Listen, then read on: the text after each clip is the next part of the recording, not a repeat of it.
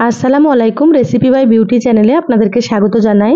আজ আপনাদের সঙ্গে শেয়ার করব পাবদা মাছ আর ঢ্যাঁড়স দিয়ে খুবই সুন্দর একটা রেসিপি। পাবদা মাছের একঘেয়েমি রেসিপি ছেড়ে এভাবে একবার ঢ্যাঁড়স দিয়ে রান্না করে খেয়ে দেখুন।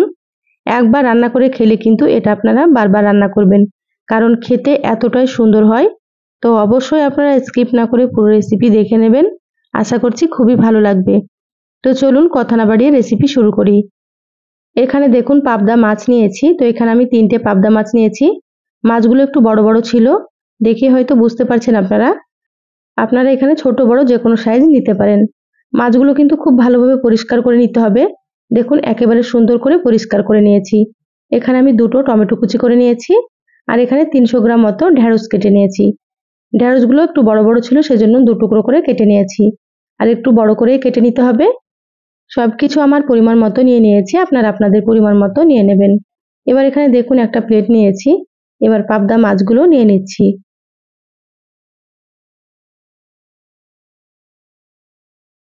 মাছগুলো নিয়ে নিয়েছি। এবার আমি মাছের মধ্যে দিয়ে দিচ্ছি লবণ। এখানে সামান্য একটু লবণ দিয়ে দিচ্ছি, আর এখানে সামান্য পরিমাণে একটু দিয়ে দিচ্ছি হলুদ গুঁড়ো। এবার দিয়ে দিচ্ছি 1 চামচ সর্ষের তেল। সর্ষের তেল দিলে কিন্তু মাছটা ভাজার সময় ছিটকাবে না, মানে তেলটা ছুটবে না।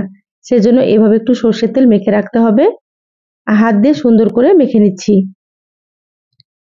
পাবদা মাছ ভাজার সময় কিন্তু তেলটা ছিটকায়, তা আপনারা এইভাবে একটু সর্ষের তেল মেখে রাখবেন। দেখবেন ভাজার সময়তে কিন্তু তেলটা ছিটকাবে না। মাছগুলো সুন্দর করে মেখে নিলাম। এইভাবে আমি 5 মিনিট রেখে দেব। 5 মিনিট পরে আপনাদেরকে দেখাচ্ছি। দেখুন 5 মিনিট পর গ্যাসে একটা কড়াই দিয়ে দিলাম। এবার দিয়ে দিচ্ছি সর্ষের তেল। তো এখানে আমি 3 টেবিল চামচ মতো সর্ষের তেল দিয়ে দিলাম। আর এই রেসিপিটা অবশ্যই আপনারা সর্ষের তেলে রান্না করার চেষ্টা করবেন, তাতে করে খেতে খুবই ভালো লাগবে। তেলটা খুব ভালোভাবে গরম করে নিয়েছি। এবার আমি এখানে মাছগুলো দিয়ে দিচ্ছি। গ্যাসের আঁচ মিডিয়ামে রেখে মাছগুলো সুন্দর করে একটু ভেজে নেব। মাছের এক পাশ ভাজা হয়েছে, এবার আমি মাছগুলোকে উল্টে নিচ্ছি। একটু সময় নিয়ে ভেজে নিয়েছি। তো যারা ভিডিওটি ইউটিউব চ্যানেল থেকে নতুন দেখছেন, প্লিজ চ্যানেলটা সাবস্ক্রাইব করে চ্যানেলের সাথেই থাকবেন। যারা ফেসবুক পেজ থেকে ভিডিওটি দেখছেন, একটা লাইক দিয়ে পেজটা ফলো করে রাখবেন পরবর্তী ভিডিওর নোটিফিকেশন পাওয়ার জন্য। দেখুন মাছগুলো সুন্দর করে ভেজে নিয়েছি, ভাজা হয়ে গিয়েছে। এবার আমি তুলে নিচ্ছি। মাছগুলো তুলে নিয়েছি। এবার ওই তেলের মধ্যে দিয়ে দিচ্ছি ঢ্যাঁড়সগুলোকে। ঢ্যাঁড়সগুলো সুন্দর করে একটু ভেজে নিতে হবে। ভেজে নিলেই কিন্তু খেতে খুবই ভালো লাগবে।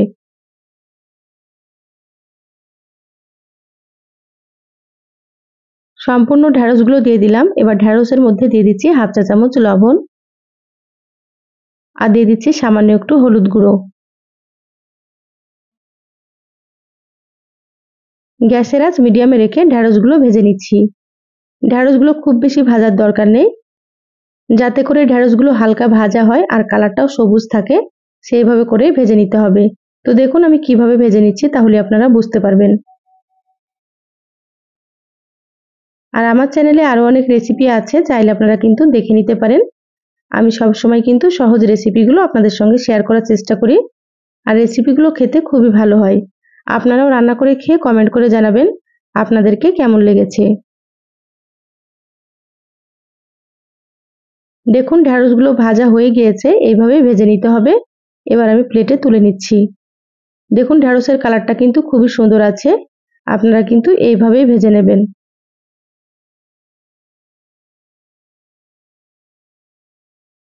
ঢ্যাঁড়সগুলো তুলে প্লেটে রেখে দিলাম।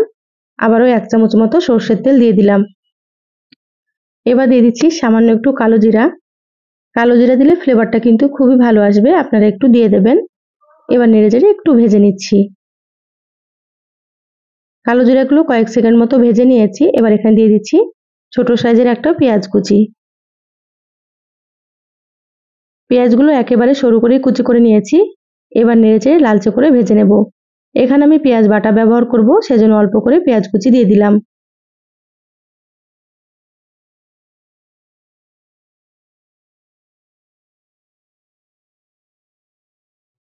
পেঁয়াজগুলো লালচে করে ভাজা হয়ে গিয়েছে। এবার আমি এখানে দিয়ে দিচ্ছি একটা মিডিয়াম সাইজের পেঁয়াজ আর 4টে কাঁচা পাকা মরিচ বেটে নিয়েছিলাম, সেটা দিয়ে দিলাম।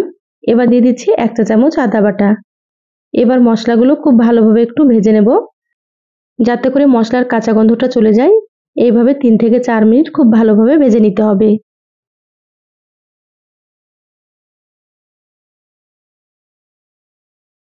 এবার আমি এখানে দিয়ে দিচ্ছি টমেটো কুচি। টমেটো দিলে কিন্তু এই রেসিপিটা খেতে আরো বেশি ভালো লাগবে, তা আপনারা দিয়ে দেবেন। এবার দিয়ে দিচ্ছি স্বাদ মতো লবণ।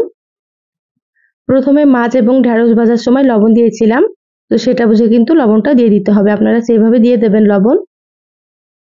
খুব ভালোভাবে একটু ভেজে নিচ্ছি। আর লবণ দেওয়ার কারণে কিন্তু টমেটোগুলো খুব তাড়াতাড়ি নরম হয়ে যাবে, সেজন্য লবণটা দিয়ে দিলাম।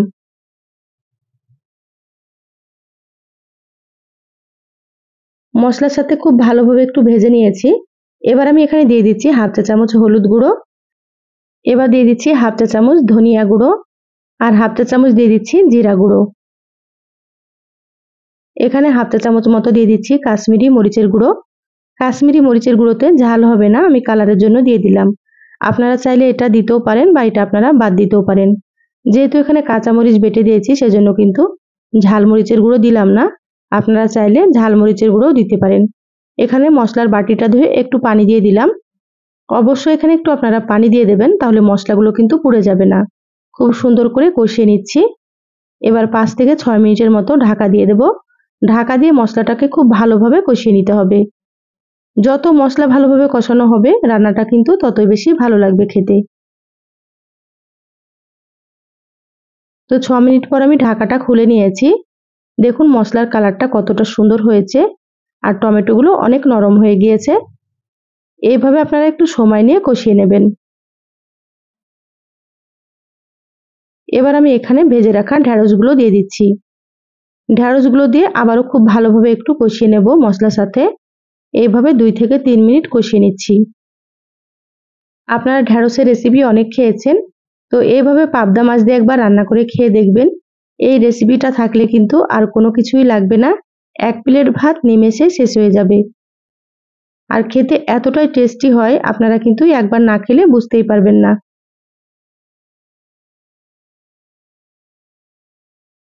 দেখুন খুব ভালোভাবে কষিয়ে নিয়েছি।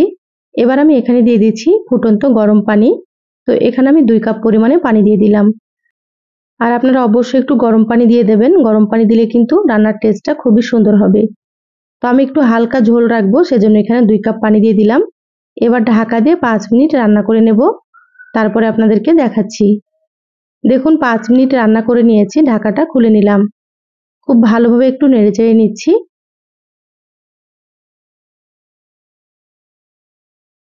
এবার আমি এখানে ভেজে রাখা পাবদা মাছগুলো দিয়ে দিচ্ছি।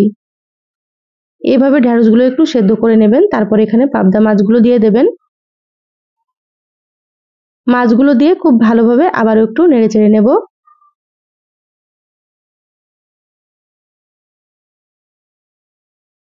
এবার গ্যাসের আঁচ মিডিয়ামে রেখে 6 থেকে 7 মিনিট রান্না করে নিচ্ছি। তারপরে আপনাদেরকে দেখাচ্ছি। দেখুন 7 মিনিট মিডিয়াম আঁচে রান্না করে নিয়েছি। ঝোলটা কিন্তু অনেকটাই কমে গিয়েছে। এবার দেখে নেব ঢেঁড়সগুলো সেদ্ধ হয়েছে কি। ঢেঁড়সগুলো সুন্দর মতো সেদ্ধ হয়ে গিয়েছে। আর দেখুন রান্নার কালারটা কতটা সুন্দর হয়েছে, আপনারা হয়তো দেখে বুঝতে পারছেন। এবার আমি এখানে দিয়ে দিচ্ছি 1/2 চা চামচ ভাজা জিরা গুঁড়ো। যে কোনো মাছ রান্নাতে কিন্তু ভাজা জিরের গুঁড়ো দিলে খুবই সুন্দর একটা ফ্লেভার হয় আর খেতেও বেশ ভালো লাগে। এবার মশলাটাকে খুব ভালোভাবে একটু মিশিয়ে নিচ্ছি। হালকা হাতে মিশিয়ে নিতে হবে, না হলে কিন্তু মাছগুলো ভেঙে যাবে। দেখুন খুব ভালোভাবে মিশিয়ে নিয়েছি, রান্না হয়ে গিয়েছে। এবার আমি গ্যাস বন্ধ করে দিচ্ছি। ঢাকা দিয়ে 2 মিনিট রেখে দেব, তারপরে আপনাদেরকে দেখাচ্ছি। দেখুন 2 মিনিট পর প্লেটে ঢেলে নিয়েছি। মাশাআল্লাহ কতটা সুন্দর হয়েছে দেখুন। এই রেসিপি থাকলে কিন্তু গরম ভাতে আর কিছুই লাগবে না। এইভাবে অবশ্যই একবার রান্না করে খেয়ে দেখবেন। রেসিপিটা কেমন লাগলো চ্যানেলের কমেন্ট বক্সে জানাবেন। ভালো লাগলে লাইক দিয়ে যতটা সম্ভব আপনারা ভিডিওটা শেয়ার করে দিবেন। সবাই ভালো থাকবেন, সুস্থ থাকবেন। দেখা হবে আবারও কোনো নতুন রেসিপিতে। ধন্যবাদ সবাইকে। আল্লাহ হাফেজ।